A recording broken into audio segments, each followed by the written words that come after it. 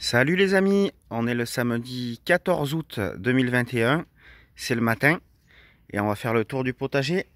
Mais d'abord je voulais vous montrer, voilà ce que j'ai trouvé quand je suis rentré dans le potager.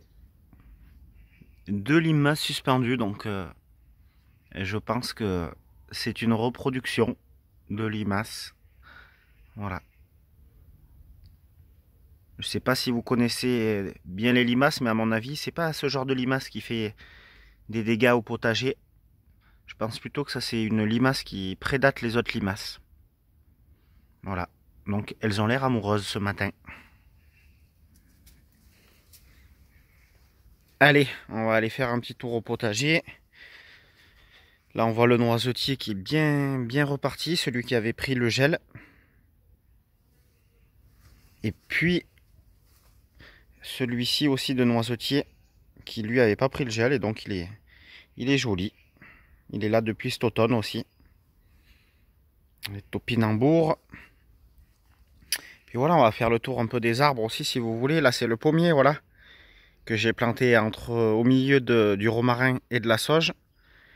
Et vous voyez, j'avais coupé le sillon et du coup, il est bien parti en couronne. Voilà, je me suis pas trop encore occupé de la formation des fruitiers. Lui, il se forme un peu tout seul. Mais il y en aura d'autres où il faudra que j'agisse.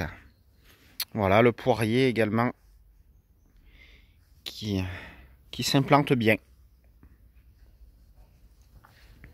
Allez, on va rentrer dans les planches de légumes.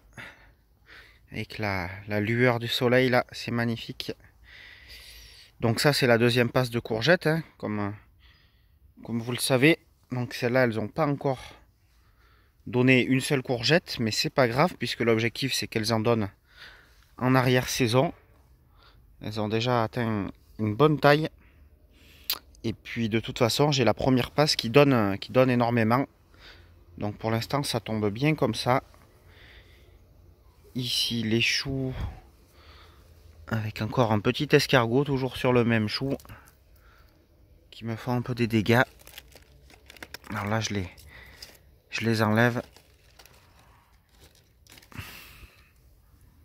Voilà, je sors pas forcément la nuit parce que les dégâts sont pas très importants.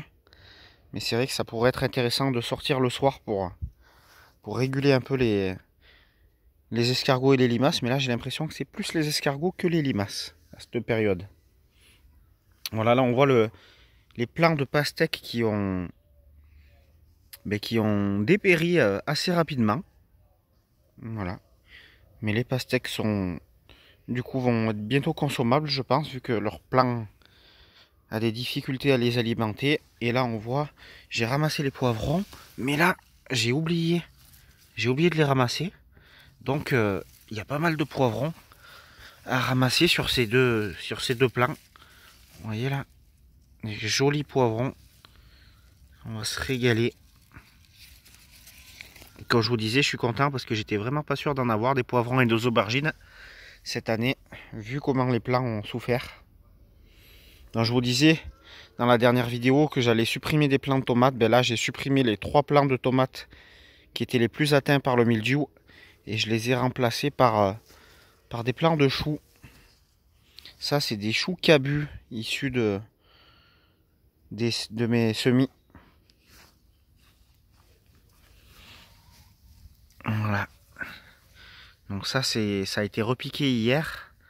Aujourd'hui, je vais mettre en place le goutte à goutte. Enfin, je vais allumer le goutte à goutte, pardon. Voilà, les concombres semés tardivement, qui n'ont pas donné encore. Et puis le repiquage de poireaux aussi. Hop, alors hier j'ai fait, là on voit le plant de consoude qui est à l'ombre une bonne partie de la journée, mais qui s'est quand même bien implanté. Et puis là, c'est la planche donc de butternut. Donc je l'ai taillée pour la 3e fois hier, pour éviter qu'elle se propage trop sur les différentes planches. Donc voilà, ça a l'air de, malgré les tailles, de bien résister. Pour l'instant, Tout ça est en bonne santé. Donc ça, c'est vraiment une bonne nouvelle. Parce que je compte bien manger des bonnes butternuts cet automne. Cet été, pas forcément, mais c'est surtout l'objectif, c'est de les avoir à l'automne. Avec les tomates un peu au milieu. Et là, on voit la courge qui vient grimper carrément sur la tomate. Le basilic. Encore du beau basilic magnifique. Je vais essayer de garder les graines cette année. Voilà, le premier semis de carottes. Elles sont mangeables. Les betteraves. Là, c'est le semis en pleine terre de blettes. Voilà, donc là, c'est vrai que le gros du boulot est fait.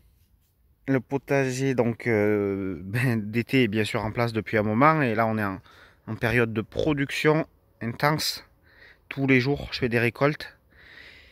Mais le potager d'automne-hiver est quasiment tout installé.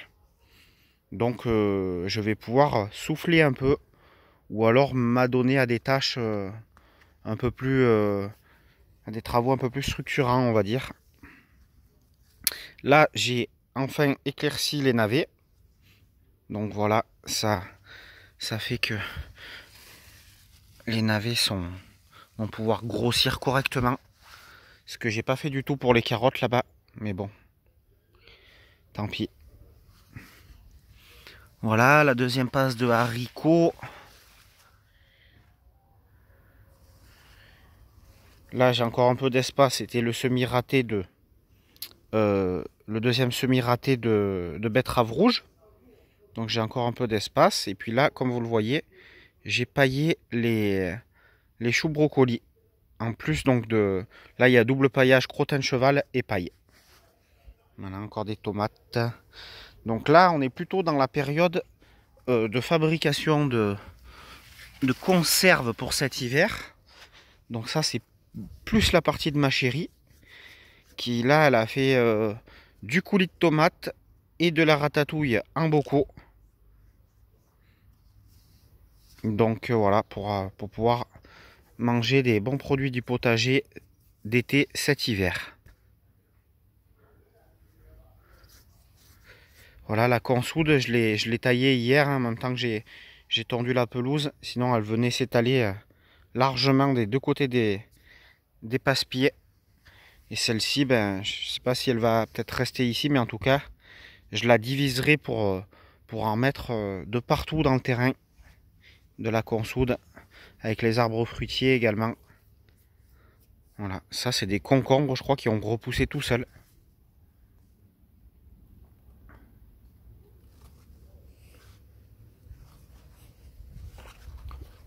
Hop. Voilà, alors là, sur les melons, le mildiou a complètement, quasiment détruit 80% des plants. Donc là, ben, je vais pouvoir, je pense, être bien attentif aux melons et voir s'ils ont eu le temps de mûrir ou pas. Là, c'est les choux kale. C'est la première fois que j'en fais. Regardez comme ils sont beaux déjà. Les choux kale.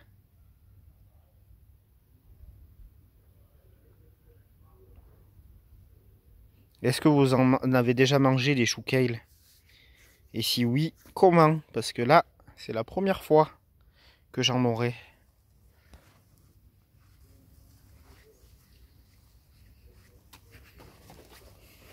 La jolie périlla de Corée.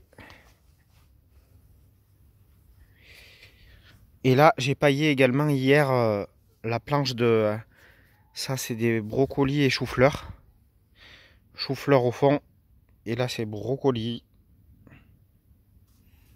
Voilà, le pied de tomate cerise. Là, il n'y a qu'un seul pied de tomate cerise qui donne également abondamment. Puis là, les premières tomates que j'avais plantées.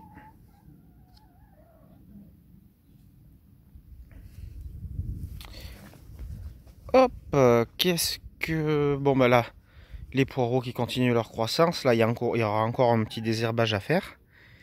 histoire de bien leur donner le monopole du territoire, qu'ils puissent se développer. Et voilà, c'est vrai que les légumes, c'est des super plantes, mais voilà, faut les chouchouter, faut qu'ils manquent de rien, que ce soit en eau, en nourriture, et puis qu'ils aient pas trop de concurrence avec les herbes sauvages, sinon on va vite avoir des désillusions. Voilà, mais si vous respectez ces trois critères-là, de l'eau, de la nourriture, du désherbage, du paillage, vous aurez des bons résultats. Voilà, et puis ça, c'est les haricots donc, qui ont bien pris le dessus sur les herbes sauvages. Il y a quand même peu d'herbes sauvages, on en voit quelques-unes dépasser. Là, il n'y a pas beaucoup de concurrence quand même. Les haricots ont pris le dessus, et puis bon, si je voulais être rigoureux, il faudrait que je repasse faire un petit désherbage pour supprimer un peu les herbes sauvages qui sont restées. Voilà, donc je vous montre ça pour vous dire que j'ai semé de la mâche ici. Et j'ai toujours dans la préparation du potager d'automne-hiver. Et là, j'ai semé de la salade. Voilà, il me reste encore quelques plants de choux que j'ai pas repiqué. Et puis ça, c'est des boutures de laurier rose que j'avais faites pour mon voisin. Voilà, j'ai pas de laurier rose dans le terrain, j'en veux pas. Mais j'en avais bouturé pour mon voisin qui en voulait. Voilà, puis je vais vous montrer. Là, on voit le cerisier qui a été taillé et qui repart bien comme je l'espérais. La branche principale là qui était plus maniable, on l'avait coupée avec David, mon ami arboriculteur, et puis du coup, celle-ci a pris la suite, et celle-ci par contre, il va bien falloir que je lui donne la forme. Et puis je voulais vous montrer pour finir une petite nouveauté dans la mare. On est allé chercher des lentilles d'eau dans une laune, et donc du coup voilà, ça lui donne un air encore plus mignonné, encore plus naturel. Voilà, et puis dès que j'aurai un peu de temps, je continuerai à mettre, là vous voyez, j'ai mis un peu de niveau un peu autour de la mare grâce à la terre que j'avais excavée du trou de la mare. Et donc il faut que je continue, comme ça, ça sera enfin fini d'aménager la mare.